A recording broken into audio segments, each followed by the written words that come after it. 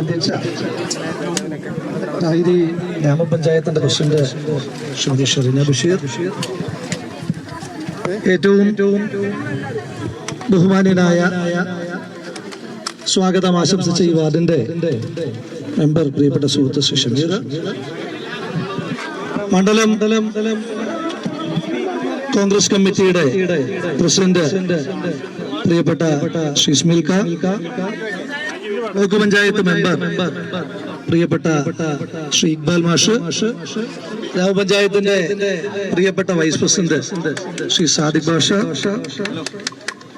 മറ്റ് പ്രിയപ്പെട്ട Indian union മുസ്ലിം ലീഗിന്റെ ജില്ലാ സെക്രട്ടറിയും നമ്മുടെ ഈ പ്രദേശത്തിന്റെ ആകെ നേതാവുമായ പ്രിയപ്പെട്ട ശ്രീ മുജീക്ക, മറ്റ് നിരവധി ആളുകൾ, കോൺഗ്രസിന്റെ, യൂത്ത് കോൺഗ്രസിന്റെ, ലീഗിന്റെ നേതാക്കന്മാര്, നിരവധി ആളുകളുണ്ട്. അതുപോലെ തന്നെ ഏറ്റവും പ്രിയപ്പെട്ട രായിരിലെ പ്രിയപ്പെട്ട സഹോദരൻ,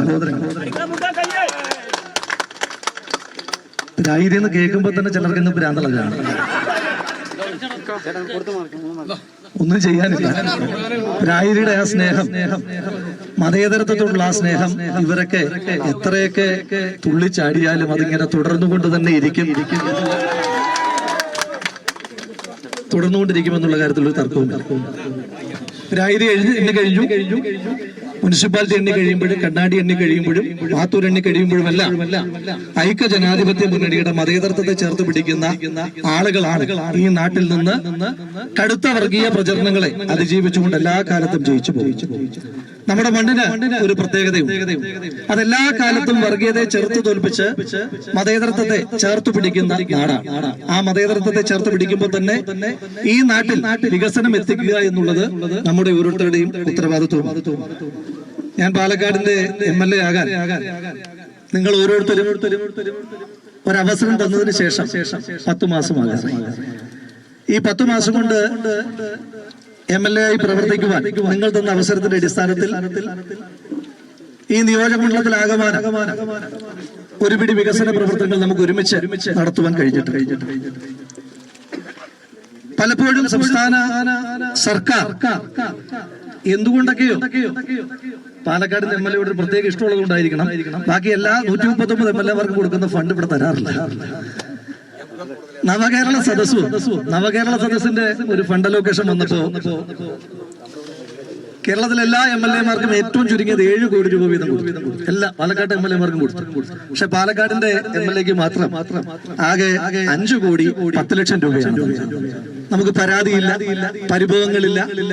ആ 5 കോടി 10 ലക്ഷം രൂപ നവകേരള സദസ്സിന്റെ ഒരു പ്രത്യേക ഫണ്ട് എല്ലാ MLA മാർക്കും കൊടുത്തപ്പോ ആ ഫണ്ട് വെച്ച് നമ്മൾ ഒരു പദ്ധതി നടപ്പിലാക്കുവാൻ തീരുമാനിച്ചത് നമ്മുടെ മേലാമുറി തൊട്ട് കുടൂർ വരെ നീണ്ടു നിൽക്കുന്ന ഈ ഒറ്റ സ്ട്രെച്ച് പിരാരി പഞ്ചായത്തിനെ മുഴുവൻ കവർ ചെയ്യുന്ന നമ്മുടെ ഏറ്റവും പ്രധാനപ്പെട്ട റോഡിന് വേണ്ടിയിട്ടാണ് നമ്മൾ 5 കോടി 10 ലക്ഷം രൂപ മാറ്റിവെച്ചത് എന്ന് സന്തോഷത്തോടു കൂടി പറയുവാൻ ആഗ്രഹിക്കുകയാണ്.